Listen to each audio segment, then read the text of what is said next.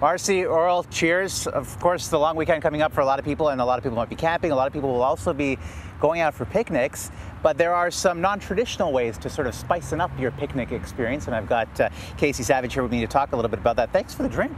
I appreciate that. I feel so zen. It doesn't feel like work today. This is the first time I've actually picnicked with someone wearing a full suit. Yeah, well, it's the first time I've picnicked in a suit, so you know, I'll have to get something a little bit cooler, maybe grab some shades like you are. So walk us through this. I see you've got the nachos ready, but what are some ways you can sort of change the picnic experience a little bit? Picnicking can be super simple. A lot of people think, oh, well, I need a picnic basket, I need to go buy a special kit, it's going to be a huge hassle. It can be super easy. I actually grabbed this faux fur throw from my house that has been tucked away, because usually I save it for the winter months. You know, a lot of people have something like this that they're not using. Exactly. Yeah, you don't need a special picnic blanket, and just toss it out nice and comfortable. One of my tips is to pick the right spot. Okay. So ideally not next to a major Canadian highway where there are 18-wheelers whizzing by. This is our view of the 401. It doesn't look like that from the angle that we're shooting at now. To each their own, but you certainly would want to pick a place that makes you feel relaxed and in the mood to engage. So I've got some great ideas. Yeah, let's pan over to the table and then start talking about what's there. Yeah, so absolutely. What you can do is just use a bunch of stuff that you've got at home. It doesn't have to be that traditional picnic basket either.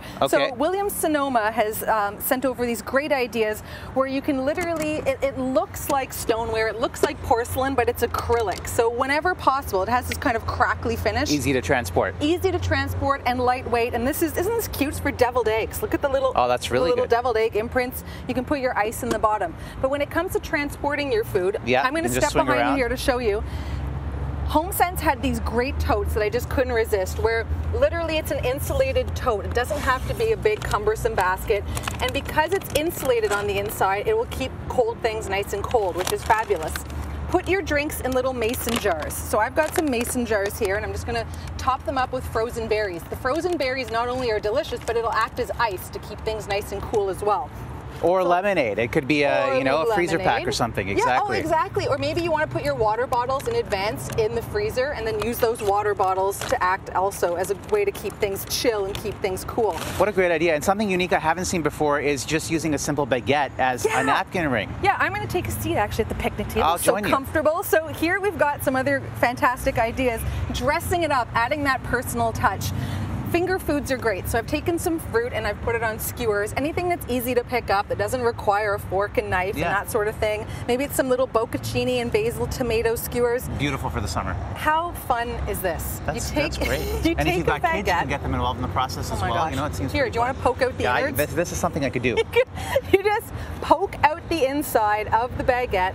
At least you I think obviously I want could it do to be fresh, because that's a lot easier. Or you can cut it out, and then you just press. You just press and compress, and then it turns into a little napkin ring, and I've added some parsley from my garden. Simple, but very it adds simple. that touch that says, you know what, you went the extra mile, but you didn't have to spend a lot of money. Here's one of those galvanized drums that maybe you have by the fireplace. You put some logs in during the winter. Dump it out, grab it, and put a dish towel. Use dish towels as some sort of a napkin that can keep you, free of all those crumbs. And certainly make sure there aren't an army of ants nearby. Check for ant hills. That's great key. advice. That's key. This is great. Thinking outside the basket, Kasie. Thanks so much. My pleasure. Appreciate it.